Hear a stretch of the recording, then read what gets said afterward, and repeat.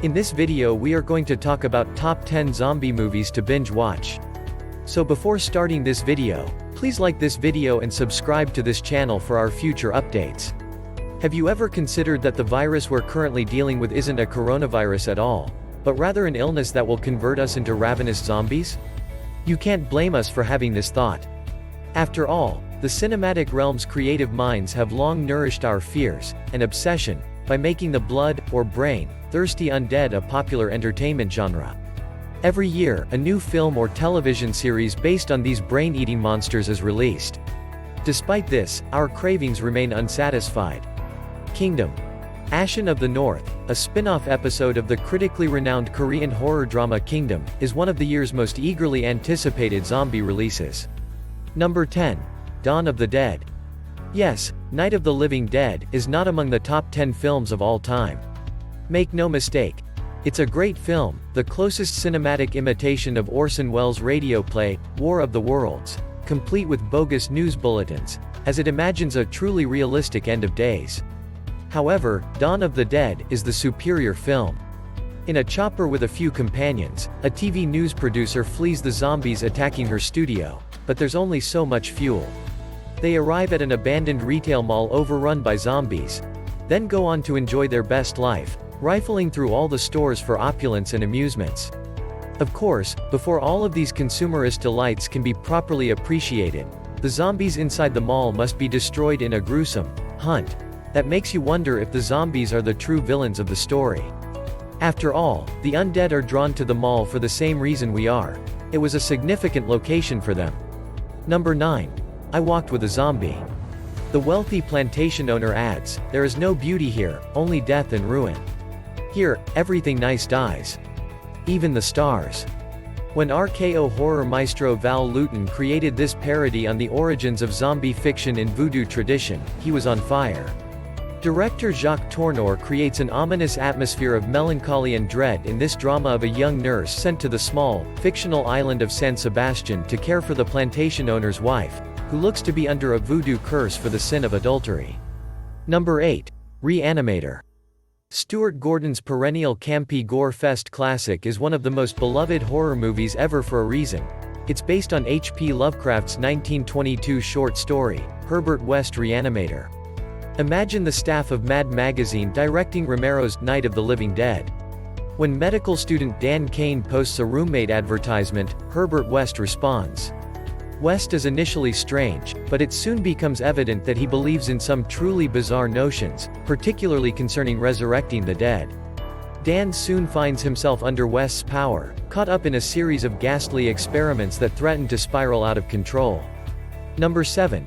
Rabid. What a difficult assignment it is to choose between Shivers and Rabid as a Cronenberg title for a best zombie films list. Both of Cronenberg's early Canadian B-movie creepers are excellent. It's difficult not to perceive Shivers, which is set entirely in a luxury condominium, as a forerunner to the consumerist nightmare of Dawn of the Dead, but Rabid is the more polished effort. Following a vehicle accident, a young woman, porn actress Marilyn Chambers, gets severe plastic surgery and develops a phallic stinger beneath her armpit as a result of the drastic procedure. When men go too close to her, she unintentionally stings them, infecting these lusty brutes with a wrath virus that brings out all of their worst animal instincts. Number 6. Wreck. This claustrophobic Spanish found footage attempt gave a fresh sense of claustrophobia and fear to the zombie genre before the shot-for-shot American adaptation, Quarantine. When an emergency call comes in, a TV reporter and her cameraman are conducting a normal interview at a nearby fire station. The news crew follows the firefighters to a neighboring apartment and begins capturing the heart-stopping screams emanating from inside an old woman's unit.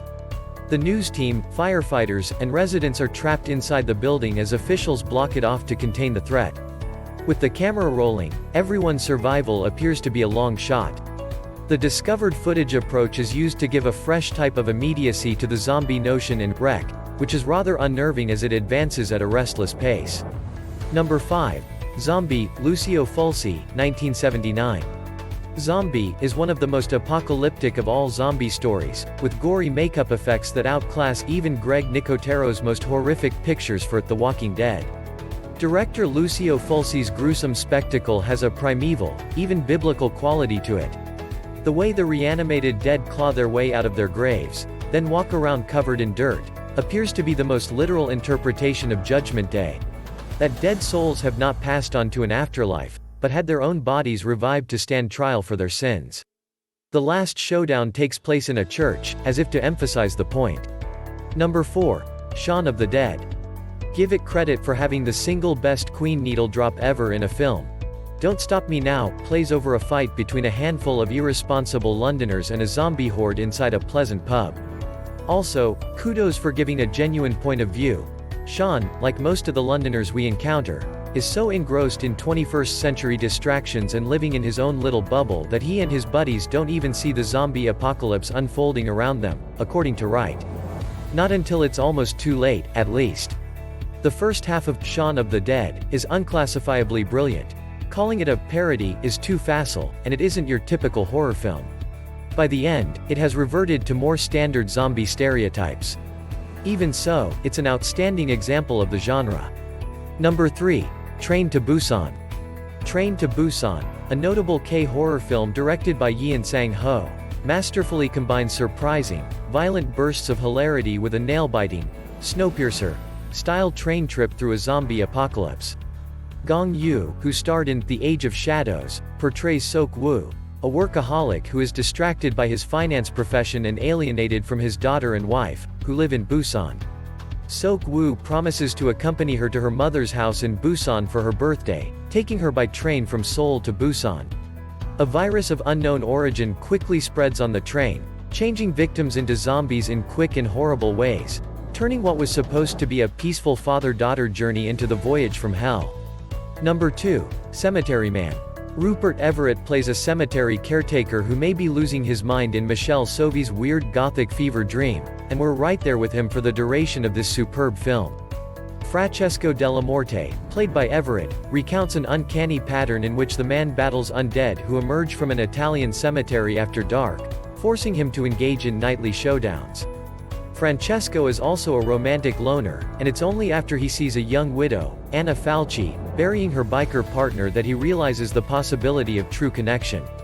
Number 1. 28 Days Later. Danny Boyle's imaginative, dynamic take on zombie horror is horrifying. The film follows survivors as they try to make sense of what happened 28 days after a viral outbreak ravages Britain in the form of a virulent and incurable disease that puts its victims in an uncontrollable state of aggression. The film is a fascinating and realistic depiction of a civilization devastated by a mystery new sickness, and it explores the concept that the kind of blinding, violent wrath it creates is something that already resides within us and that the virus simply triggers it. Like most research into the human condition, the answers are hazy. What do you think of our video? Let me know in the comment section below. If you enjoyed this video and want to hear from me again, be sure to hit that subscribe button before you go. Thanks for watching.